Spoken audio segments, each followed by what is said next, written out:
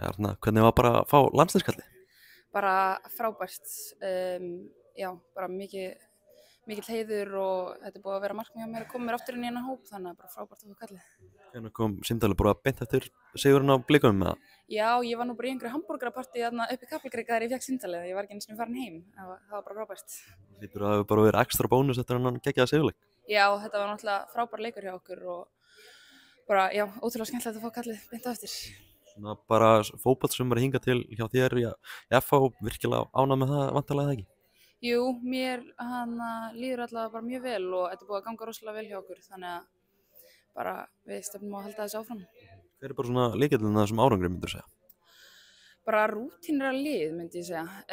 Við erum búin að ná að drilla okkur rosalega vel saman í vetur. Ég náttúrulega, hinn 2 tímabilin sem ég spila með FH náði ég enga undirbúningstímabilinu, þannig að ég svo sem veit ekkert hvernig áherslurnar beint voru þar, en núna fekk ég vera með þeim allt tímabilið og við erum bara búin að æfa af miklum krafti og bara ná að drilla okkur rosalega vel saman.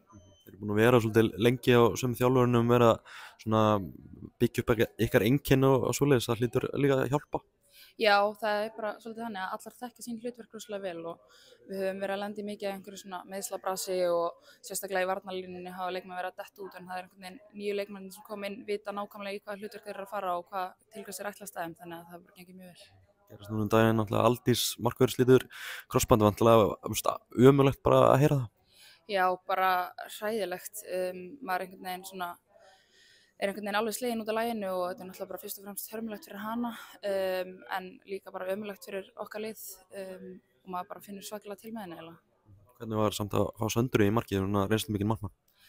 Þetta er svona úr því sem komið bara held ég það besta sem gæti komið fyrir okkur. Hún er náttúrulega með, eins og þú segir, svakalega reynslu og svona ákveðin rós sem kemur inn með henni og hún einhvern veginn er í svakalegu standi með að hafa ekki verið fótboltaði þennan tíma, þannig að það er mjög gott að fá hann inn.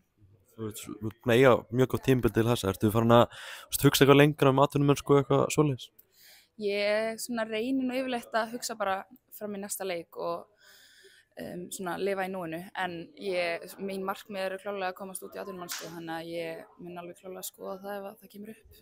Þú vantilega bara núna að vera greiðlega ánægð með að hafa tekið þetta skref í FH og fengið bara svona dýrmæta reynslu þar? Já, ég hef náttúrulega bara fengið svakalega mikið traust frá þjálfurunum og er bara rosalega þakklát þeim fyrir það. Og mér líður rosalega vel í Kaplakrika og allt fólkið bara er tilbúið að gera allt fyrir mann, þannig að ég er mjög ánægð með þetta skref í mér. Þú ert komin aftur í landsliðshópinn, tveir mjög áhugaverðir leikir núna, bara hvernig leggst það verkefni í þig? Bara mjög vel. Við erum búin að fara vel yfir Noreg og búin að undirbúa okkur vel fyrir þann leik, og sem mun halda áfram á morgun, þannig ég held að sá leikur leikist bara rosalega vel í okkur. Eitthvað skemmtilegt að koma í landsverkinu og hitta systur sinni?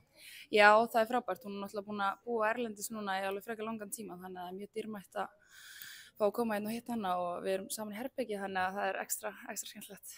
Þetta er bara eins og í gamla daga að vera saman í herbergi? Já, við deildum nú herbergi alveg bara vel fram eftir aldrei, þannig að þetta er svona koma fram gamla minningar. Það er svona skrefið sem hún tók til Leicester, hvernig finnst það?